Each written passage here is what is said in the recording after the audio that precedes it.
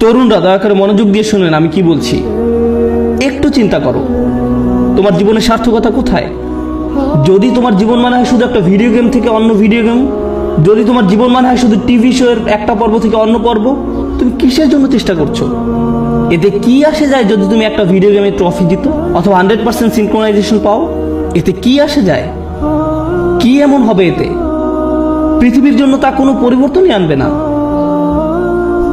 তুমি কতগুলো push up করতে পারো এটা কেউ গুরুত্ব দেয় না। তোমাকে এর চেয়ে বেশি কিছু চিন্তা করতে হবে, এর চেয়ে বড় উচ্চ মর্যাদাশীল কিছু চিন্তা করতে হবে। এবং যখন তুমি সেটা করা শুরু করবে, আল্লাহ তোমাকে সুখ দিবেন। যখন তুমি সত্যিকার অর্থে চেষ্টা করবে, জীবনটা তখন অর্থবহ হবে। আর জীবনটা যখন অর্থবহ হবে, সুখ এবং আনন্দ এনে দেবে। যখন তোমার জীবনে কোনো প্রচেষ্টা থাকবে না, তখন জীবনের কোনো অর্থ তুমি খুঁজে পাবে না। তুমি তখন কোনো কিছুতেই কোনো সুখ বা আনন্দ খুঁজে পাবে না। তুমি যতই গান শোনো, তুমি যতই ঘুরতে বেড়াতে যাও, যতই পার্টি করো, তোমার জীবনে কখনোই সুখের দেখা পাবে না। তোমার সব সময় বিরক্ত লাগবে, নিজের কাছে নিজেকে ভালো লাগবে না। গুরুত্বপূর্ণ হচ্ছে প্রত্যয়, যেটা তোমাকে উপলব্ধি করতে হবে। তোমাদের তরুণ প্রজন্মকে হতে হবে অসম্ভব, অসম্ভব এবং অসম্ভব প্রত্যয়। আল্লাহ বলছেন ওয়ান্না সায়াহু সাওফা ইউরা। আমার খুবই পছন্দের একটি আয়াত, এবং আমি এই আয়াতটি দিয়ে শেষ করতে চাই। এবং তার প্রচেষ্টা বা প্রত্যয় খুব শীঘ্রই দেখা যাবে। তার চেষ্টা খুব শীঘ্রই কি দেখা যাবে। এ প্রসঙ্গে আমি বলতে চাই, তুমি যখন কাউকে তোমার রিজিউম দেখাও, আমি অমুক স্কুল থেকে গ্রাজুয়েট হয়েছি, আমি অমুক অমুক জায়গায় কাজ করেছি, অমুক অমুক প্রজেক্টে কাজ করেছি, তখন তুমি তোমার রিজিউমে লেখো তোমার রেজাল্ট নাকি তোমার প্রচেষ্টা। তুমি তোমার প্রচেষ্টার কথা লেখো না, তুমি লেখো তোমার রেজাল্টের কথা। তুমি লেখো না যে তুমি আসলে অনেক কঠোর পরিশ্রম করেছো ফাইনাল সেমিস্টারে এবং পরীক্ষাটা দিতে গিয়ে অর্ধমিত হয়ে গিয়েছিলে। এগুলো তুমি তোমার সিভিতে লেখো না। তুমি লেখো তুমি অমুক অমুক প্রজেক্টে কাজ করেছো, কিন্তু এটা লেখো না যে তোমাকে অনেক অনেক কষ্ট করতে হয়েছে। তাই নয় কি? শুধু তাই নয়, কিছু কিছু সময় তুমি অনেক অনেক চেষ্টা করো কিন্তু তুমি পাশ করতে পারো না। অথবা এরকম যে তুমি অসম্ভব রকমের চেষ্টা করেছো একটা প্রজেক্টের জন্য, কিন্তু সেটা সফলভাবে শেষ করতে পারোনি। অথবা তুমি তোমার আশানুরূপ গ্রেড পাওনি, যেটা তোমার পাওয়া উচিত ছিল। আমরা মানুষেরা মানুষকে কিসের ভিত্তিতে বিচার করি? আমরা মানুষকে বিচার করি রেজাল্ট দিয়ে। আমার এতে কিছু যায় আসে না যে তুমি কতটা চেষ্টা করেছো, তুমি আমাকে ফলাফল এনে দিতে পারোনি। আমার এতে কিছুই আসে যায় না যে তুমি কতটা চেষ্টা করেছো, তুমি পাশ করতে পারোনি, গ্রাজুয়েট হতে পারোনি। বুঝতে পেরেছো ব্যাপারটা? কিন্তু আল্লাহ তোমার বিচার তোমার রেজাল্ট দিয়ে করবেন না। আল্লাহ তোমার বিচার করবেন কিসের ভিত্তিতে? প্রচেষ্টা। আল্লাহ বলছেন এবং তার প্রচেষ্টা, তার অধ্যবসায়গুলো খুব শীঘ্রই দেখা যাবে। এটা একটা অসাধারণ ব্যাপার, কেননা পৃথিবীর বুকে কোনো মানুষই আমার প্রচেষ্টা দেখবে না, কোনো মানুষই আমার প্রচেষ্টা দেখবে না। আমি তোমার প্রচেষ্টা দেখবো না, অথবা তুমি আমার প্রচেষ্টা দেখবে না, কিন্তু তিনি হচ্ছেন শুধুমাত্র আল্লাহ, যিনি আমাদের প্রচেষ্টা অধ্যবসায়গুলো দেখবেন। আমরা সবাই দেখি ফলাফল, আমরা হচ্ছি ফলাফল সর্বস্ব মানুষ। আল্লাহ হচ্ছেন বিচারক, যিনি দেখেন প্রচেষ্টা। সুবহানাল্লাহ, কতই না মহান আমাদের প্রভু। কেউ তোমার প্রচেষ্টার মূল্য দিবে না এক আল্লাহ ছাড়া, সুতরাং কখনোই তোমার প্রচেষ্টাকে খাটো করে দেখবে না।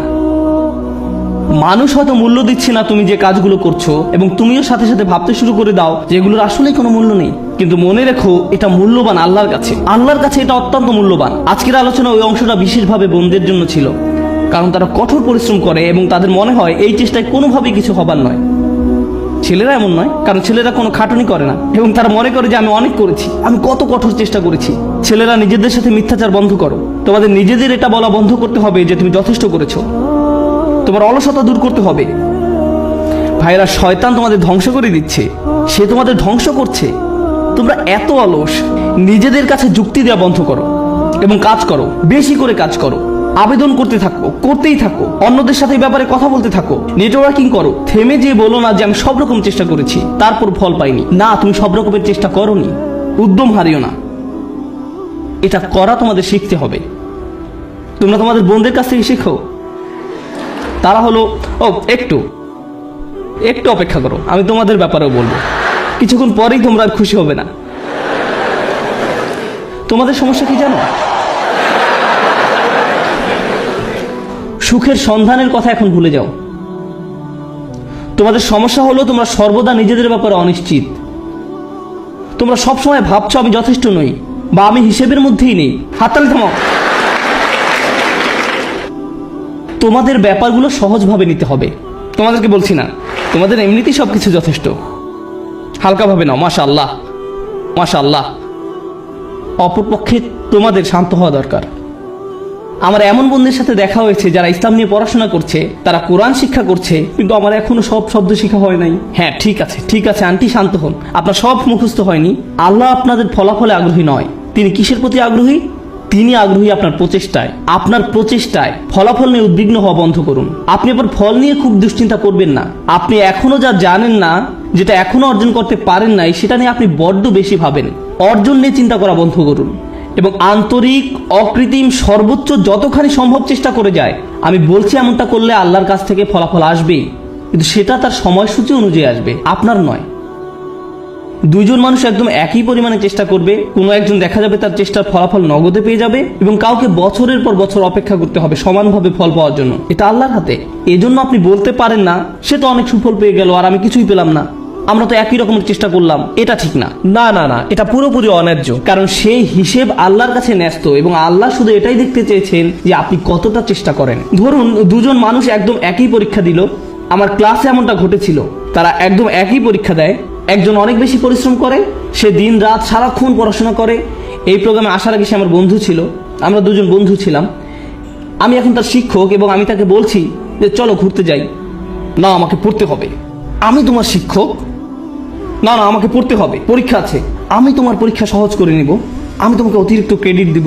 না, আমার পড়া আছে। এই মানুষটা দিন রাত পড়াশোনা করে। আমি জানি যে সে কি পরিমাণ চেষ্টা করলো, তার প্রচেষ্টার কথা আমি জানি। কিন্তু জানেন, সে তার ক্যারিয়ারে খুব উজ্জ্বল, ব্যবসায় এত দক্ষ, পেশাগতভাবে ভীষণ চটপটে ছিল। কিন্তু ব্যাপারটা এমন যেন আল্লাহ তাকে আরবি শেখার জন্য তৈরি করেননি। সে যত বেশি শিখুক না কেন, সে বেশি নম্বর তুলতে পারতো না। কোনো মতেই পাশ করতো প্রতিবারই। আর তার পাশের ছেলেটাই অতিরিক্ত প্রতিভাবান, আমার দেখা সবচেয়ে অলস এক মানুষ। সে ক্লাসে সারাক্ষণ ঘুমাতো, কিন্তু সে প্রত্যেকবারই 99/100 পেত। এতে আমার খুবই রাগ হতো। আমি সেই ছেলেকে শূন্য পেতে দেখতে চাইতাম। আমি চাইতাম যে সে শূন্য পাক, আমি যেন তাকে পরীক্ষার খাতা দিয়ে কঠিনভাবে চড় মারতে পারি। আর যেই মানুষটা পড়তে পড়তে নিজেকে শেষ করে দিচ্ছে, সে পরীক্ষায় ব্যর্থ হচ্ছে। শিক্ষক হিসাবে আমি হতাশ হয়ে গিয়েছিলাম। সেই ছাত্রের অবস্থা তাহলে কি চিন্তা করুন। শিক্ষক হিসাবে আমি হতাশ। কিভাবে সম্ভব যে এই ছেলেটা কোনো চেষ্টাই করে না আর সে ভালো ফল পাচ্ছে, এবং এই মানুষটা যত ধরনের চেষ্টা সম্ভব করছে আর সে কোনো ফলই পাচ্ছে না। মনে হতো যেন এটা অন্যায্য। কিন্তু জানেন কি, যখন এই দুই মানুষ আল্লাহর সামনে এসে দাঁড়াবে এবং দুজনই বলবে যে আমি আল্লাহর জন্য আরবি শিখেছিলাম, হে প্রভু, আমি আপনাকে সন্তুষ্ট করার জন্য আরবি শিখছিলাম, আল্লাহ তখন বলবেন, দেখি তোমরা কি করেছো। তাদের মধ্যে একজন দেখাবে 99 আর একজন দেখাবে 20 নম্বর। সেদিন আল্লাহর কাছে কোনটা বেশি মূল্যবান হবে? সেই 20 নম্বর অমূল্য। সেদিন এটা মূল্যাতীত। কারণ আল্লাহ খাতার নম্বর দিয়ে মূল্যায়ন করেন না। তিনি কি দিয়ে মূল্যায়ন করেন? প্রচেষ্টা দিয়ে। সেই 99 এর মূল্য সেদিন হবে খুব খুব খুব কম। কারণ এটা পাওয়ার জন্য তাকে খুব বেশি চেষ্টা করতে হয়নি। আল্লাহ এভাবেই বিচার করেন। এটা পুরোটাই গুণগত মান সংক্রান্ত, পরিমাণ সংক্রান্ত নয়। মানুষ শুধু পরিমাণ বিচার করতে পারে, আল্লাহ গুণগত মান বিচার করেন। আপনি এখন যা করছেন তার মান বিচার করুন।